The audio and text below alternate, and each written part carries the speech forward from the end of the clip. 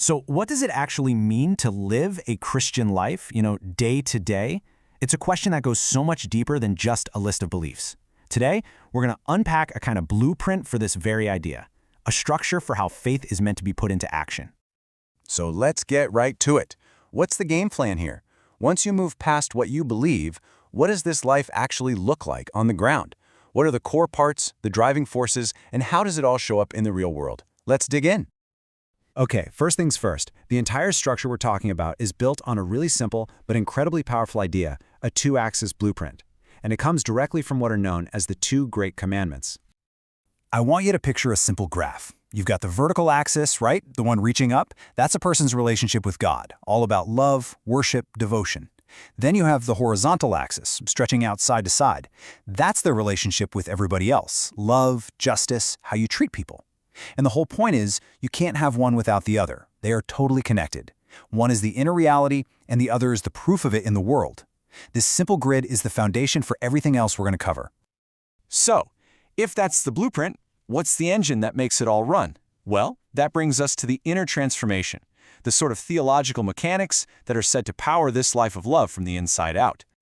All right, the first big idea is something called sanctification. And the best way to think about it is, well, it's not like flipping a switch. It's more like a plant growing over time. It isn't a one-time event, but a lifelong, slow and steady process where a believer is gradually changed in their character, their thoughts, and their actions. The goal isn't instant perfection. It's all about that steady, forward growth. Now, what's really fascinating is how this process feels. This quote from the Westminster Confession of Faith paints such a vivid picture. It's not some peaceful, easy journey. No, it's an irreconcilable war happening inside a person, a constant struggle between their old self and this new spiritual life. It's a really gritty, honest, and realistic view of what personal growth is actually like. And this leads us right into the idea of good works. And the distinction here is absolutely crucial. According to this way of thinking, good works are not about earning your way into God's good graces. Instead, they are the natural, inevitable evidence that something has already changed on the inside. They're the fruit that proves the tree is healthy to begin with. And finally, there's this concept of perseverance. If sanctification is a lifelong war, that could feel pretty daunting, right? Well, this idea is meant to be an assurance. It's the belief that God, who started this work in a person, is going to be the one to see it through to the very end, preserving them through all the struggles and failures along the way. But here's the thing. This whole inner transformation, it's not a solo mission. It was never designed to happen in a vacuum. The Christian life, according to this blueprint, is fundamentally communal. You're just not meant to live it alone.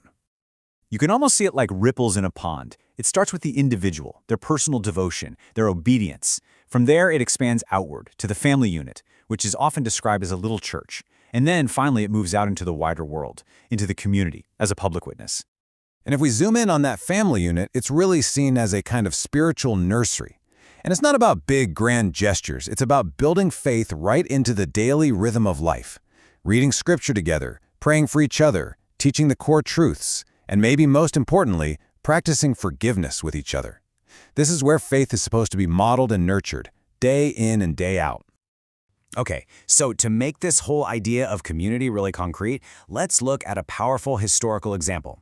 What did this kind of radical fellowship actually look like when it was put into action in the early Christian church? The key term here is a Greek word, koinonia. Now, it's often translated as fellowship, but that doesn't really do it justice. We're not just talking about coffee and donuts after a service. It implies a deep, mutual interdependence, a joint participation in life itself, spiritually, emotionally, and, as we're about to see, even materially. And you can see just how radical this was in practice. The book of Acts says of these first believers that they had everything in common. And that wasn't a metaphor. It was a literal description of their new reality. It gets even more specific. They were actively selling property and possessions to create a common fund to take care of anyone in their community who had a need. This was a completely voluntary, pretty radical form of mutual aid, all driven by their shared faith. And this spirit of sharing went right into their homes. Hospitality, sharing meals, these were central to their life together. This constant, daily practice of eating together broke down all sorts of barriers and forged this incredibly strong sense of unity and shared identity. So let's pull all these threads together.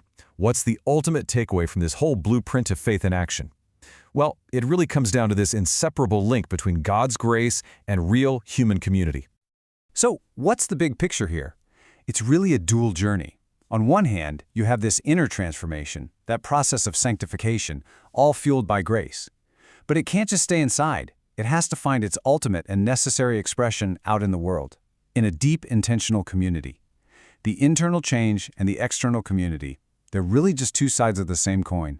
And that leaves us with one last big question for today. In an age like ours, one that often prizes radical independence and hyper-individualism above almost anything else, what can this ancient model of deep, sacrificial, and interdependent community teach us about how we live our lives together?